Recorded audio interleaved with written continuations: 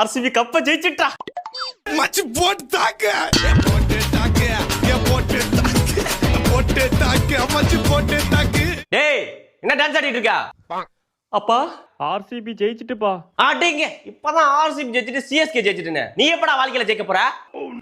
பத்தாதே just pass ஆயிட்டு இதுல உனக்கு போட்டு தாக்கு பாட்டுக்கு டான்ஸ் ஆட வேண்டி கிடக்கா? ஒழுங்கா காலையில 4 மணிக்கு அலாரம் வச்சு எஞ்சி படிக்கிற இல்லன்னு வச்சுக்க பிரிச்சறிஞ்சிரும் ஒண்ணு. சரிப்பா. அதான் ஐபிஎல் பாக்குறான் கெரியரை பார்க்காம.